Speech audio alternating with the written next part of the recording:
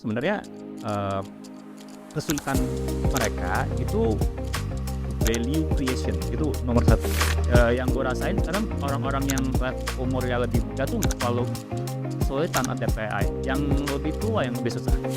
Teknologi itu kan kalau tidak di-enable oleh people dan culture itu sama aja bohong, ya kan? Nah jadi sebenarnya justru people, culture, dan workflow ini dulu yang harus identifikasi, baru nanti AI-nya dipakai.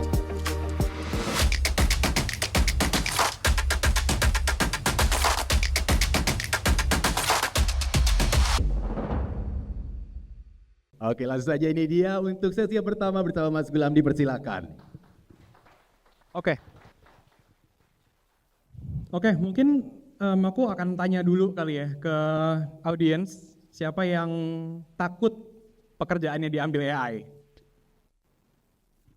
Oke, nggak ada, keren loh. Nah sekarang siapa yang percaya gitu akan jadi miliarder gara-gara AI? Oke, sekarang mulai banyak gitu. Sayangnya ternyata banyak banget, nanti mungkin 2-3 tahun lagi ternyata banyak yang akan di-resignin gitu justru malah sama AI gitu. Cuma apakah kayak statement tadi itu benar atau enggak? Mungkin kita langsung aja kali ya untuk langsung ke diskusinya. Di speaker yang pertama yaitu Mas Pandu Truhandito, founder of Madya.id, ex-Facebook, Lazada, and TikTok.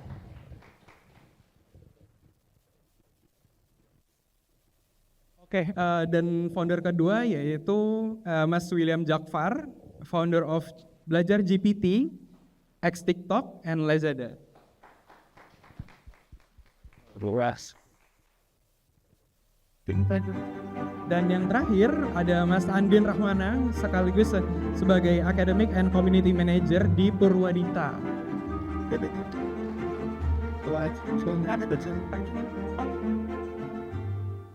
Halo Mas. Oke.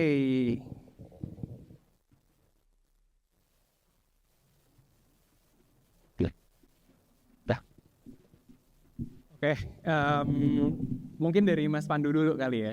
Kira-kira sekarang lagi sibuknya apa nih gitu? Ongoing project-nya ada apa nih?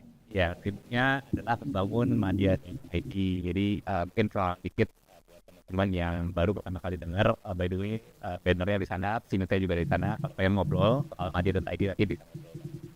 Basically, Madya.id itu penyedia solusi bisnis. Jadi kami dengan bangga tadi menyebutkan bahwa kami bukan digital agency. Jadi teman-teman yang kerja di digital agency yang pengen kolaborasi, yuk kita ngobrol bareng. Dan kemudian juga kami ada sisi pendidikan, jadi karena terinspirasi sama Purwadika dan teman-teman pendidik lainnya, di mana kami ngerasa kalau yang namanya digital talent gap itu real banget. Jadi kami pengen supaya tidak lucu talent-talent yang ada di Indonesia ini, karena juga ada kalang sendiri ya, di mana banyak talenta di Indonesia itu sebenarnya bagus banget. Mereka tuh jago-jago, cuma sayangnya mungkin bimbingan yang dapat itu kurang terarah, bimbingannya itu kurang lengkap, atau paling sering itu adalah tidak terstruktur, yang dimana sebenarnya kan kalau informasi itu udah banyak banget guys. Hanya saja mereka butuh kembali lagi step by step yang jelas dengan tujuan yang jelas juga. Jadi makanya nanti mungkin kalau sempat ada videonya, cuma nunjukin aja apa yang kami lakukan di Madya.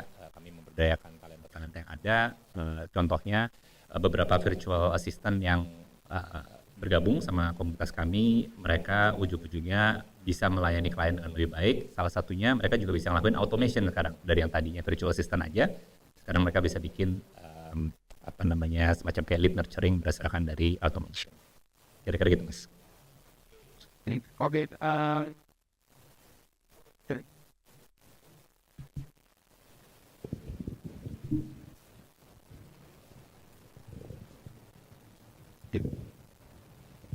Nah, lanjut ke Mas William Jakfar nih. Nah ini di TikTok banyak banget nih gitu kontennya, muncul-muncul clipper-clipper nih. Kayak kira-kira kesibukannya ngapain Mas Jakfar? Jadi aku base-nya tuh sebenarnya kerja di startup gitu, terus biasa perusahaannya di BUMC ya, Badan Usaha Milik Cina. Jadi kalau di hire-nya satu, harus misalnya banyak gitu kan, biasa gitu. Jadi ceritanya tuh fast itu di hire marketing, disuruh bisa SQL, loh nggak ngerti tau kalau kita tinggi AI entah kenapa sini tuh gitu. Jadi nyobain bikin SQL pakai ChatGPT nggak ngerti. Jadi nyobain itu terus kayaknya AI ini cukup powerful. Waktu itu gue coba bayar segala macam, ada budget eksperimen lah. Kecuali gue coba bikin workshop ini, karena gue ngerasa oh ini tool yang bisa bikin gue bisa, waktu itu gue bikin konten YouTube, gue bisa bikin konten YouTube, gue bisa bikin course juga, gue bisa tetap kerja full time. Jadi gue ngelakuin banyak hal dalam satu time frame yang sama gitu. Jadi gue ngerasa gue 10 kali lebih produktif dengan AI.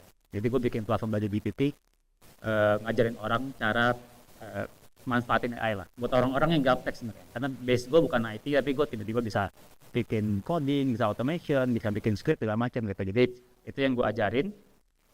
Di sana kita ada workshop tiap bulan, ada modul, ada komunikasi juga.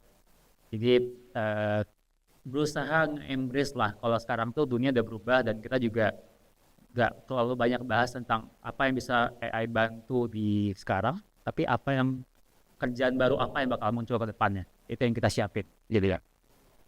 Cool. Nah, sekarang yang terakhir nih, Mas Andin. Ya. Di Dika kira-kira sedang sibuk apa, Mas?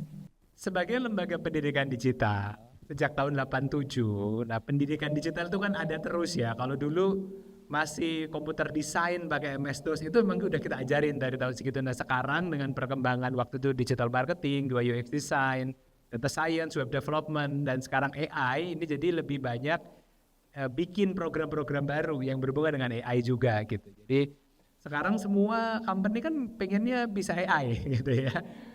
Yang sama dengan ChatGPT sebenarnya kalau menurut mereka gitu. Tapi akhirnya kita belakangan ini lagi banyak develop program-program baru bagaimana individuals maupun company itu bisa enhance tadi ya, memaksimalkan waktu dan energi untuk bisa bikin pekerjaan mereka jadi lebih efisien dengan adanya AI. Gitu.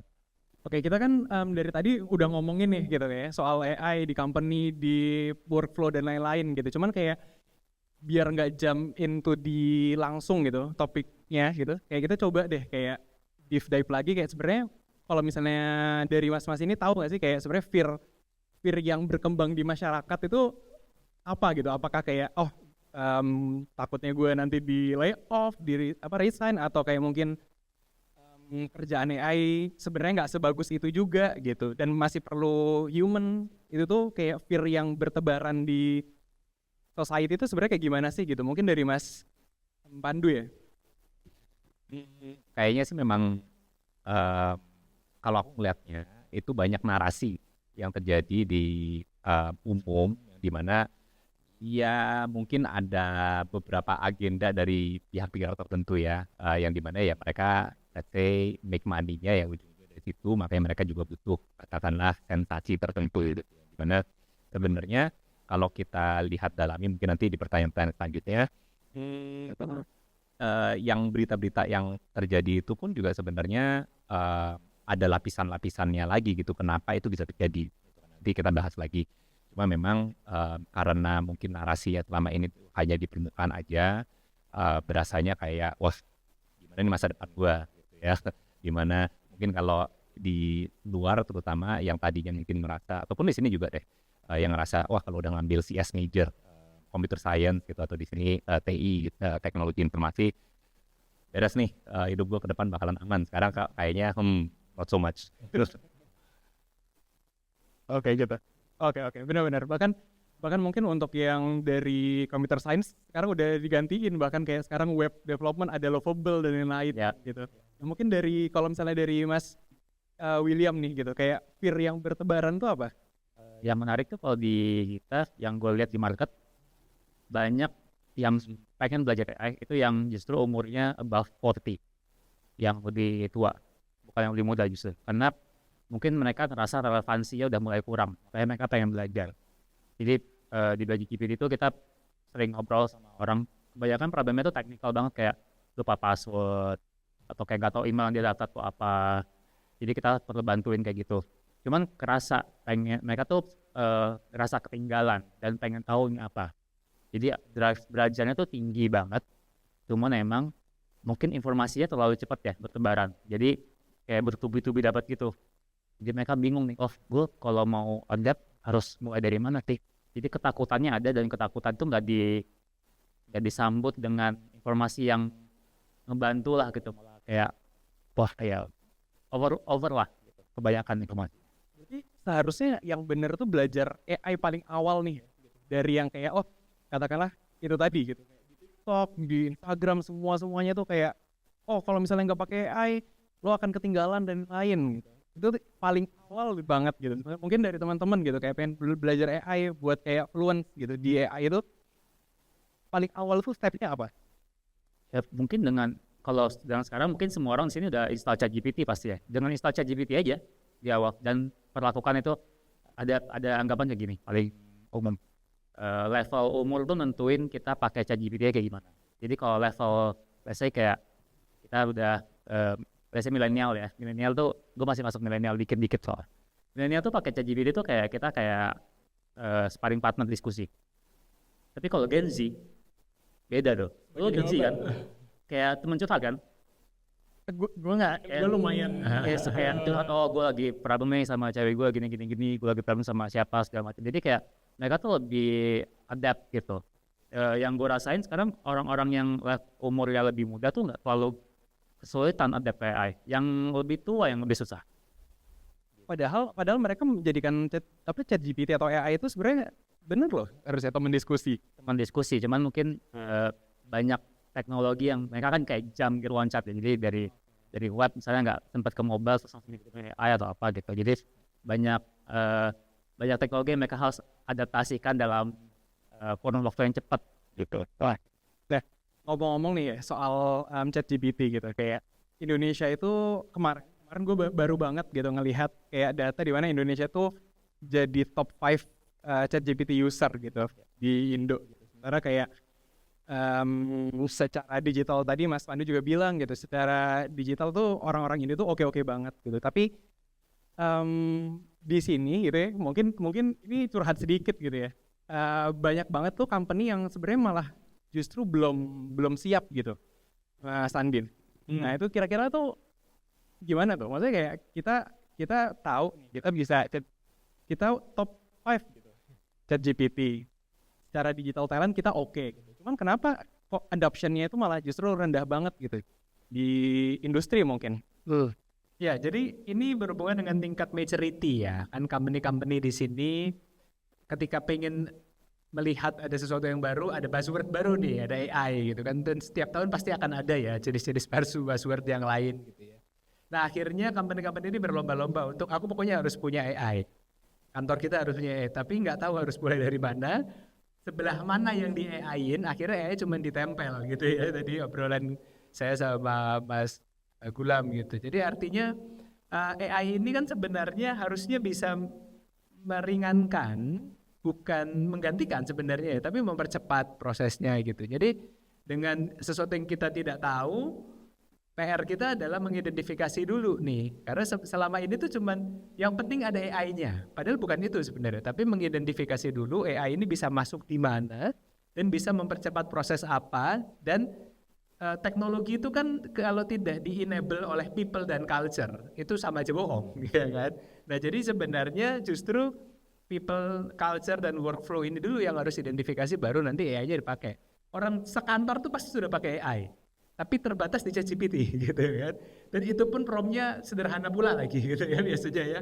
Itu kan PR kita bersama ya. Tapi bagaimana kita sudah bisa mulai naik kelas, lebih advance untuk memikirkan proses ini kayaknya enak nih untuk kita bisa efisiensikan di HR kah, di sales kah, di marketing kah, di mana, sehingga jauh lebih efisien gitu. Jadi jangan AI-nya dulu, tapi berangkat dulu dari real problems-nya dulu, yang itu bisa diterjemahkan dengan AI sebagai multiplier-nya, jadi mempercepat prosesnya. Itu sih Mas, jadi kadang-kadang kita AI-nya ada, tapi belum dikolaborasikan dengan apa yang ada di lapangan. Gitu. Cuman terpisah doang gitu ya? Ya, jadi cuman ada tools, comot, pakai AI, ini udah pakai AI Pak, gitu. Belum, padahal itu baru pakai ChatGPT gitu ya. Nah, kemampuan identifikasi itu yang kita masih perlu untuk menuju ke sana. Oke, nah berarti sekarang aku mau tanya sih Mas Pandu, kayak winning winning mindset-nya di zaman sekarangnya AI itu sebenarnya harusnya seperti apa sih? Kayak mungkin dari teman-teman yang entah freelance, entah lagi di company, mungkin tadi kayak Mas William yang kayak semuanya harus dikerjain gitu. Apalagi sekarang kan kayak di ekonomi sekarang gitu, kayak kita mungkin banyak banget teman-teman yang kayak daftarnya marketing harus kerja macem-macem banget gitu. Nah itu mindsetnya itu harus seperti apa sih dengan adanya AI itu? Iya, jadi aku suka banget nih yang dari tadi Mas Zidan bilang, Mas William sama Mas Andin bilang, keywordnya dari tadi itu berulang di mana AI itu membantu untuk percepatan proses. Tapi tadi yang kayak Mas Andin bilang, workflow-nya, people dan culture gitu kan. So itu spot on banget. Selain dari pertanyaan tadi Mas Zidan, menurut aku yang perlu di-consider juga dengan tools baru ini yang kelihatannya kayak magic, itu orang menerimanya gimana gitu kan. Nah, ini yang mungkin kemudian membuat karena tools masih baru, jadi ada banyak kebingungan gimana sih saya memakai tools yang baru ini sebaiknya gitu ya. Jadi makanya ada pertanyaan soal mindset ya tadi, which is I think itu mungkin heart dari sessionnya ini ya, dimana di satu sisi yes, itu bisa jadi tools yang kayak genie in a bottle. Cuma mungkin kita pakai analogi genie in a bottle itu tadi gitu ya. Coba kita bayangin kalau misalkan beneran ada tukang sihir, katakanlah, yang kita bisa tanyain itu kan, terus bisa dia kasih kita 3 permintaan. Terus itu kita ya dikasih terserah kita mau apapun itu kan. Terus itu paling sering kita bakal kepikiran langsung adalah saya mau jadi kaya, jangan gitu. Oke. Nah sekarang maksudnya kita kaya itu apa persisnya gitu, karena di mana yang menerima ini tadi itu belum tentu punya pengertian yang sama loh. Karena AI itu seringkali ditreat seperti itu. Jadi kita berasumsi bahwa karena saya mengerti maksud saya apa, tools ini pun saya asumsikan juga punya pengertian yang sama. Padahal mungkin nanti kita bisa unpack lagi apa sih yang terjadi di belakangnya AI gitu kan. Dimana pengertian untuk ini sebenarnya tools buat apa sih, dan buat aku thankfully dikasih nama, mungkin kalau lebih lengkapnya Gen AI, generatif, memang karena kerjaannya lah untuk generatif gitu kan. Dia bukan predictive AI, dia lebih generatif AI, artinya memang tugas dia untuk mengenerate gitu kan. Jadi ya jangan kaget kalau misalkan dia menghasilkan beberapa hal yang memang di luar dari ekspektasi gitu kan. Jadi makanya kita balik lagi ke beberapa kata kunci yang tadi ya soal workflow. Kita masih tahu sebenarnya ini problem yang kita mau solve itu apa sih gitu. Dan kemudian kalau misalkan kita kita punya asumsi problem ini bisa mungkin dibantu sama AI, coba kita tes dulu dan kemudian kita lihat hasilnya, dan kemudian ya kita perlu ada berpikir lebih kritis lah. Ini memang yang saya maksudkan atau ini sebenarnya something else gitu ya. Ini pengertian kaya yang saya maksudkan atau ini sebenarnya pengertiannya somebody else gitu kan. Dan itu yang kemudian menurut aku itu jadi resepnya untuk bisa talenta itu memakai AI dengan benar. Nah, untungnya ada teman-teman seperti Purwadika dan kemudian juga belajar GPT yang bisa mengajarkan cara menggunakan yang benar dengan mindset yang benar itu kayak apa. Biasanya itu gini Mas, problemnya adalah kayak once kayak kita udah terbiasa gitu. Iya. Apalagi dari GPT Yes. jadi kayak asal lempar banget gitu. Mungkin aku udah cek juga konten-kontennya Mas William kayak yang structure gitu. Cuman untuk nge-structure itu kan juga Yes. bahkan mungkin kadang kita juga chat GPT lagi gitu coba structurein prompt yang oke gitu bahkan. Nah itu tuh gimana tuh? Maksudnya kayak untuk kayak bisa jangan sampai kayak gitu. Apakah itu hal yang baik atau mungkin aku kasih intro dikit karena aku kasih general, tapi aku yakin teman-teman akan punya tambahan yang powerful juga ya.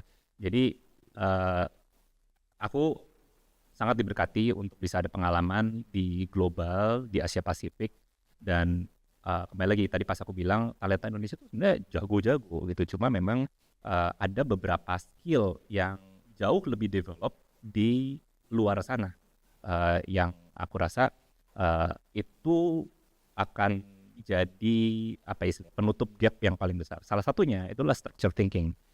Nah, yang aku lihat salah satu gap paling besar itu talenta kita hanya sedikit sekali yang sebenarnya bisa berpikir secara sistematis dan terstruktur. Dimana kalau misalkan kita punya kemampuan untuk bisa berpikir secara sistematis itu tadi, kita bisa istilahnya tuh problem yang gede kita bagi-bagi, dan kemudian problem yang kecil nih tadi yang kemudian bisa di-solve sama AI. Karena yang mungkin lengkapnya bisa diurusin juga sama Mas William sama Mas Anggit. Mungkin kalau gini nih Mas William, kayak ada aku punya satu question di mana gini, di zaman kita kayak dengan kita terbiasa AI, kita terbiasa nge-prompt gitu-gitu, dan jawaban itu instan gitu. Itu tuh jadi kita yang bodoh atau justru malah sebenarnya kita terlatih untuk structure thinking gitu malah. Lebih ke yang mana nih? Lebih condong ke bodoh sih. Jadi gini, gue pernah dapat pertanyaan di salah satu workshop. Bro, gimana caranya gue bisa dapat income tambahan dari AI? Gue tanya balik, oke, lu bisanya apa? Ditanya balik gue, AI bisa bikin gue apa ya? Gue bingung. Terus gue tanya balik, oke, let's say lu jual digital product deh. Dia nanya lagi, bisa nggak AI bikin gue ide digital produknya? Bingung dong gue. Dia nanya ke gue kayak cermin, bolak-balik doang. Terus gue tanya lagi, emang lu mau bikin digital produk apa? Terus dia bilang, ya kayak lu aja bikin ngajarin prompt gitu. Oke, saya bilang, terus lu mau jual ke siapa? Terus dia jawab, bisa nggak AI juga mikirin dulu? Iya ya beneran, di salah satu batch kita batch 6, batch 7. Dan jadinya orang tuh bingung. Terus gue bilang nggak bisa gitu, nggak bisa, lu semuanya pakai AI gitu nggak bisa. Tetap harus ada orang yang menyetirnya gitu. Karena kalau enggak ya isinya loop AI aja. Kalau misalnya di awal inputnya sampah ya keluarnya sampah lagi gitu. Jadi kayak kalau di kita tuh kita punya satu modul namanya FASIH. Karena AI kayak bahasa baru. Jadi orang tuh harus ngerti dulu nih, kalau saya misalnya pengen ngerti AI-nya tuh kayak bisa nggak gue bikin gue jadi kaya, nggak usah kerja, liburan tiap hari ke Maldives segala macam gitu. Nah inputnya apa nih? Inputnya dia nggak tahu nih skill yang dia bisa apa gitu, konteksnya mau ngapain, AI-nya dibikin bantu buat apa. Itu kan sebenarnya structure yang tadi Mas Pandu bilang. Tapi kita bisa siasati itu dengan tanya ke AI. Gue pengen kesini loh, coba lo tanya gue supaya gue tahu gue ada di posisi mana gue nyampe ke sana. Jadi kita tuh kalau gue bahasanya kayak kita tuh suka menganggap AI kayak babu ya. Benar, bahkan Delegasi, kerjain gitu. Sedangkan mode mindset yang kita harus pakai itu kolaborasi. Kita pantar. Atau bahkan AI mungkin lebih tinggi dari kita karena dia lebih ngerti kita. Kita yang harus ngertiin on behalf of AI-nya. Karena kalau kita nganggap kita di atas AI, kitanya juga harus lebih pintar dibanding AI ya. Kita harus tahu kita mau ngapain dulu, baru AI bisa bantu kita. Gitu. berarti yang nomor satu nih berarti kayak untuk kayak punya prompt yang bagus lah gitu. Itu tuh apa gitu yang harus kita tahu gitu. Kalau gue biasanya kalau buat yang benar-benar nol banget, gue selalu bilang kasih tahu pakai voice mode, ngomong aja, gak usah ngetik. Jadi kayak orang nelpon gitu, gue pengen gini nih. Coba tanya gue supaya gue bisa bikin keywordnya meta prompt yang bagus. Jadi dia tanya kayak, oh lu mau misalnya kita kasih promptnya gue pengen kaya. Dia bakal nanya skill lu apa, lu bisa ngapain, kaya ini berapa lama. Dia bakal tanya kayak 15 pertanyaan misalnya. Gue jawab tuh satu-satu. Tapi kalau misalnya ChatGPT masih bingung, dia bakal tanya lagi pertanyaan. Nanti kayak kita bisa bilang, tanya sampai lu yakin gue maunya apa. ChatGPT bisa nanya ke kita, jadi kita kasih input ke dia. Kebalikan. Biasanya orang mikirkan ChatGPT yang kasih input ke kita gitu. Jadi kita yang kasih input duluan. Tuh. Padahal sebenarnya berarti sekarang orang-orang sebenarnya kebalik ya. Kebalik. Kayak orang-orang mostly kan kayak maunya justru instan gitu, kayak oh gue mau tahu soal misalnya yang paling baru itu soal trading gitu. Soal trading kayak semuanya dicek gitu, kayak untuk kayak misalnya apa sih Bitcoin ini kira-kira naik atau turun nih, bear market atau bullish nih gitu. Padahal cuma screenshot doang kan nih. Bahkan Robby juga kayak ini bullish atau very Bearish. gitu doang gitu. Iya.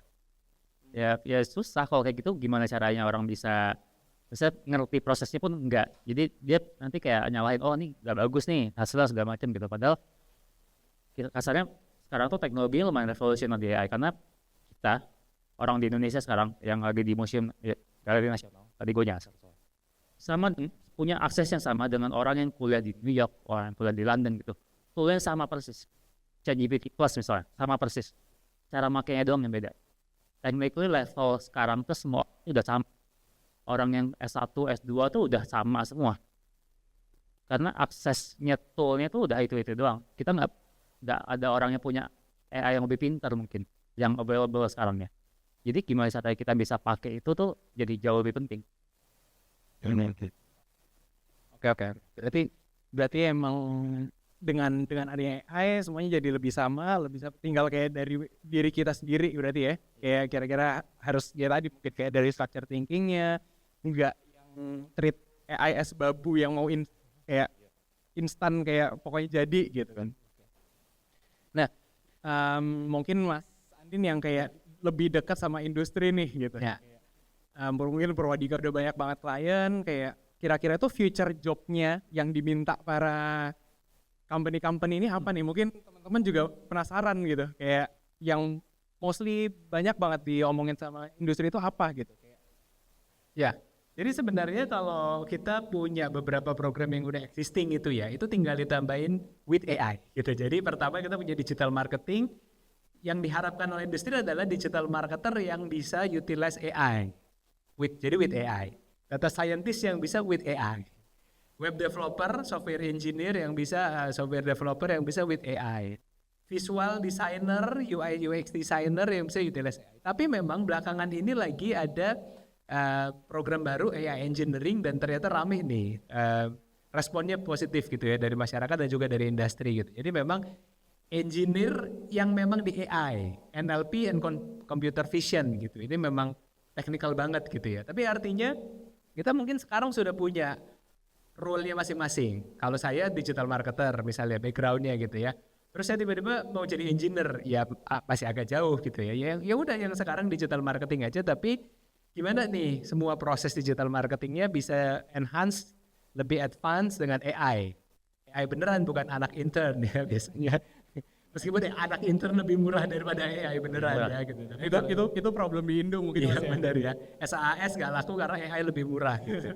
Nah tapi artinya memang PR kita adalah tadi industri itu tetap membutuhkan role-role yang sama. Gitu. Belum ada yang role AI khusus yang gimana banget gitu ya. Tapi role-role ini harus bisa utilize AI sebagai advantage mereka sehingga pekerjaan mereka jadi jauh lebih efisien gitu.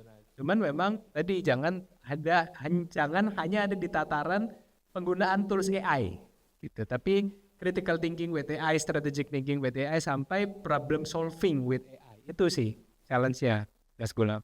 Tapi banyak nggak Mas kayak di company-company luar sana tuh banyak nggak yang kayak mungkin udah nyariin AI profesional untuk yang non-tech gitu. Mungkin kan kalau yang tech lagi sekarang yang tadi Mas bilang gitu banyak banget gitu bahkan dicari gitu.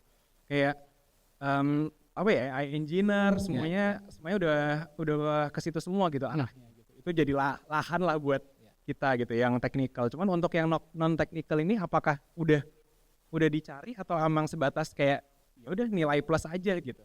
Ya, sebenarnya kan AI itu multiplier-nya bidangnya gitu ya. Jadi ya mereka akan tetap mencari marketers, tapi memang mungkin ada subspesialisasi khusus kan kalau di luar lebih menghargai subspesialisasi ya.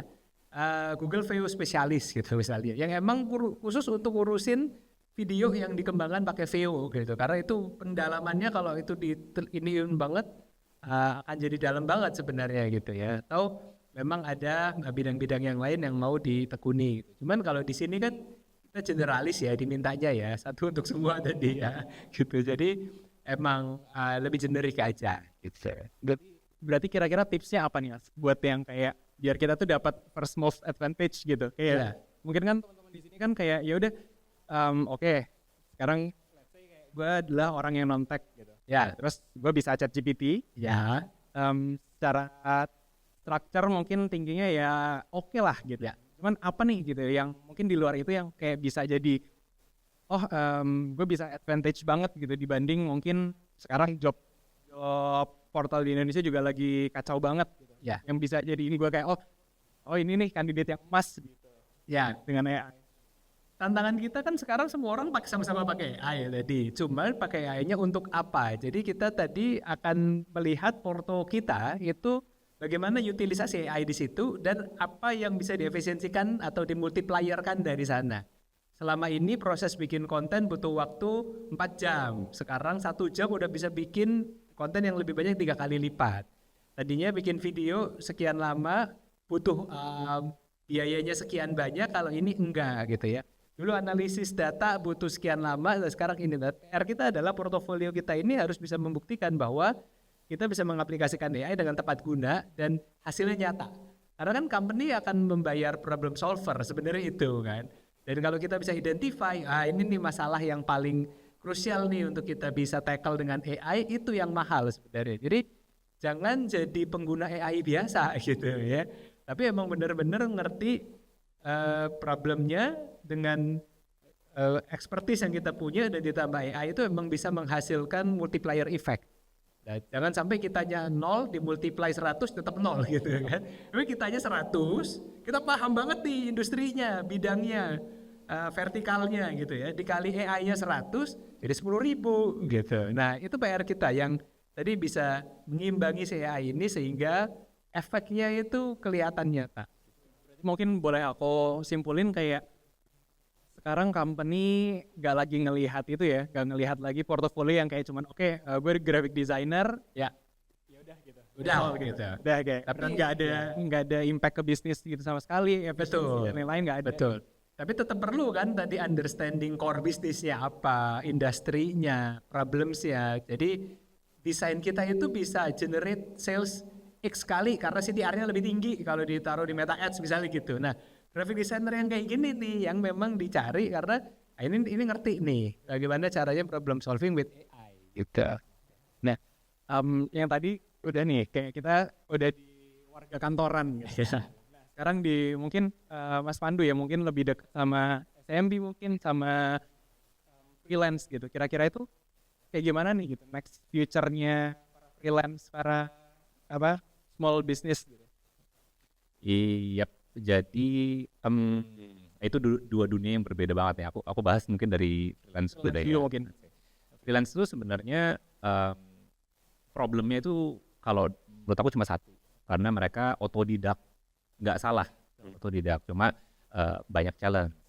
Salah satu challenge-nya mereka nggak tahu runutan belajar itu gimana. Bukan soal banyaknya informasi atau lengkapnya informasi itu banyak banget.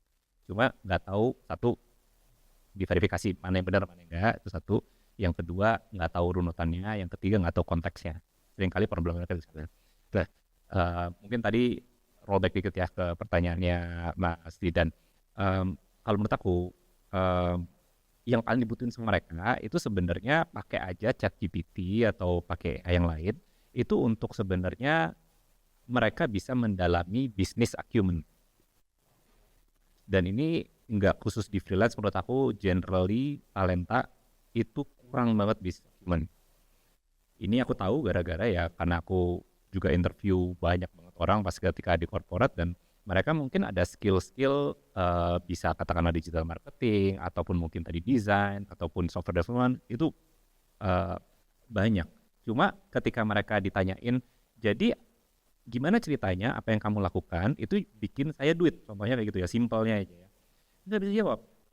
Oke, nah dengan adanya ChatGPT ini informasi satu dunia katakanlah gitu ya, yang bisa langsung nggak perlu cari-cari scrolling lagi deh kayak Google gitu ya, ini udah disynthesize dalam bentuk yang bisa kita interaksikan. Bahkan kalau minta sampai tolong bikinin diagramnya deh supaya saya bisa lebih mengerti, itu possible. Karena jadi sekarang tuh talenta punya kayak super power, knowledge satu dunia bisa dipelajari dengan jauh lebih mudah. Bahkan kalau misalkan perlu bilang, oke, gini deh, anggap aja gue umur 5 tahun, tolong jelasin ke gue nggak ngerti, misalkan gitu ya, sejujur itu aja gitu kan. Itu tools AI ini tadi bisa kemudian mencoba lah sengaja memberikan pemahaman yang jauh lebih simpel lagi. Menurut aku mulai dari situ dulu gitu, dan itu yang bakalan wah itu kalau beneran diaplikasikan besok sama teman-teman, itu bisa dalam waktu 1 bulan knowledge tuh langsung banyak banget gitu yang bisa mulai dimengerti karena sekarang udah punya mental model yang benar gitu kan. Jadi pola berpikirnya tuh benar. Jadi gampang untuk nyerap informasi yang baru-baru. Itu kalau misalkan dari freelance. Nah, sekarang yang dari SMB. SMB dari dulu aku 10 tahun lah megang SMB. Selalu artikel sama kesulitan SMB selalu dibilang ada 5 dan 2 dari 5 ini selalu bilangnya sama marketing sama financing. Cuma itu doang bilangnya bolak-balik ngomongnya itu. Dan menurut aku sebenarnya kesulitan mereka itu value creation itu nomor 1. Jadi mereka selalu bilang marketing. Cuma pas aku dalemin itu kan, kamu ngomong apa sih itu pas kamu bilang marketing itu what do you actually really mean? Gitu. Mereka actually value creation. Jadi maksudnya apa? Mereka tuh tidak mengerti bahwa yang namanya bisnis itu ada 3 garis. Ada cost, ada price, ada value. Nah, nggak tahu ceritanya gimana, cuma aku punya hipotesa di mana mereka ujung-ujungnya cari yang gampang aja deh bos. Untuk ninggin value, karena kan ini beda antara cost sama price, ini adalah motivasi untuk si seller berjualan. Ini cuannya mereka nih. Antara price sama value, inilah motivasinya konsumen untuk membeli. Nah terus habis itu mereka dengan artificially, cara paling gampang gimana deh, nih ninggiin minat mereka untuk membeli. Ya udah costnya aja gue harga coret, ya, supaya ininya jadi lebih besar gitu. Nah ini yang kemudian ya sayangnya ya, gue datang dunia platform, gue juga bagian dari salah satu problem by the way. Jadi platform mengajarkan untuk ya udah cari yang paling gampang aja lah gitu kan. Dan mereka ya ninggiin value dengan cara harga coret. Padahal that's not the only way gitu. Nah ChatGPT bisa datang untuk contoh deh, gue jadi mentor di beberapa social enterprise di ASEAN.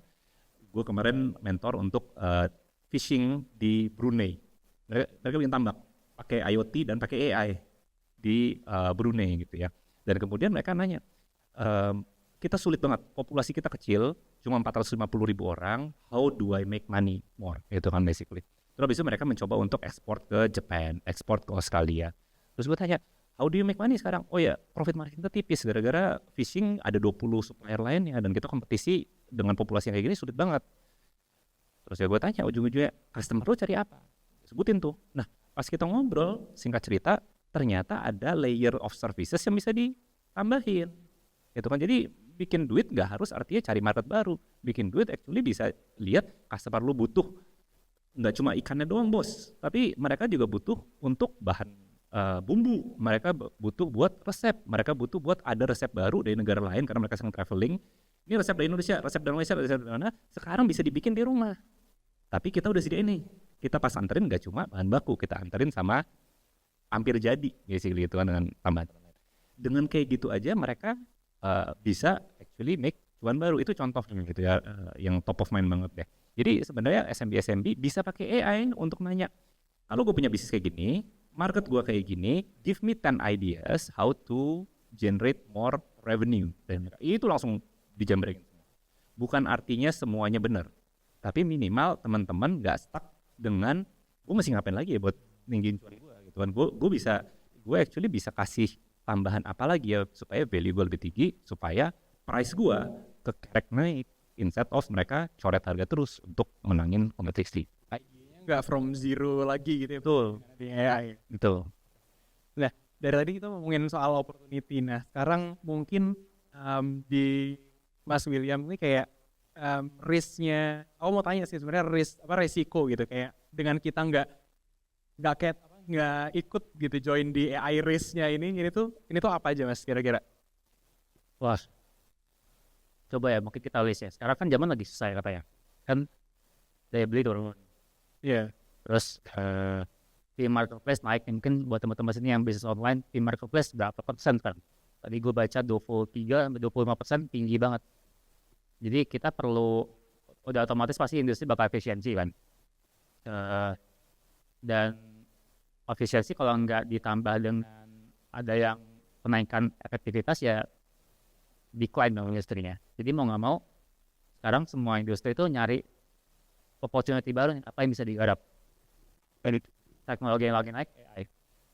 Jadi angle-nya sekarang itu sih sebenarnya. Sebenarnya sekarang tuh use case AI untuk kayak real application yang benar-benar bisa dipakai tuh sangat sedikit. Mungkin beberapa aplikasi doang yang bisa berhubungan sama coding, analis kayak ChatGPT di business segala macam, atau sama kreatif. Gitu. Nah, problemnya sekarang itu dan AI-nya berubah terus. Bulan ini, bulan depan, buat 2 bulan lagi, tiap bulan ganti terus. Jadi rasanya sekarang kita lagi di model wait and see gitu. Cuman mungkin mental model yang gue pakai ya, kalau gue nggak belajar itu adalah gini. Saya sekarang misalnya sebelum ada AI ya, cara buat kita bisa jadi orang yang bisa dibilang berhasil lah ya, itu adalah jadi orang yang top 1% di industri. Misalnya, let's say gue sama Mas Pandu dulu di industri yang sama, di EdTech, Advertising Technology. Cara jadi orang berhasilnya adalah naik ke atas kan, jadi top 1% ya kan. Gitu. Mungkin teman-teman di sini juga sama kayak, let's say punya toko, ya harus jadi top sellernya. Punya bisnis, saya gue misalnya harus jadi YouTuber nomor 1 misalnya. Di AI itu agak switch gitu. Lu nggak apa-apa, nggak jadi top 1%. Lu bisa jadi top 25% aja. Jadi seperempat aja, nggak perlu pintar-pintar banget, nggak apa-apa. Tapi banyak. Jadi lu kayak gabungin skill stack lu sendiri gitu loh. Biasanya ada orang yang bisa videografi, terus dia bisa belajar lah. Kalau Mas Amit bilang kan bisnis acumen, bisa belajar bisnis, bisa jualan misalnya, terus bisa nawarin jasa. Bisa tuh dia bikin jasa sendiri. Itu kan stacking skills yang mungkin orang lain nggak punya. Atau misalnya ada orang yang bisa public speaking, bisa nulis juga, bisa bikin konten, dia bisa bikin services baru karena AI. Jadi sebenarnya sekarang kerannya kebuka, pintunya udah ada, tapi orang tuh belum berani ngelangkah karena orang Indo kan biasa gitu ya, nunggu orang maju dulu baru kayak oh nih berhasil nih gue ngikutin. Kalau enggak ya sekarang tinggal siapa yang berani dulu maju aja, karena di luar negeri udah banyak banget yang mulai kayak gitu. Di Indo tuh masih tunggu-tungguan sekarang. Oke, ya. Oke, kayaknya kita udah sampai di sesi paling terakhir nih. Gitu. Kayak mungkin kalau misalnya aku bisa simpulin gitu kayak tadi gitu ya. Kayak AI itu kita treat as a collaboration partner, dan kita pun juga berarti sebagai collaboration partner dari AI gak boleh nol gitu ya. Berarti kayak AI ini as a multiplier, dimana kayak kalau misalnya kita mau dapat AI-nya oke ya kitanya harus oke juga gitu.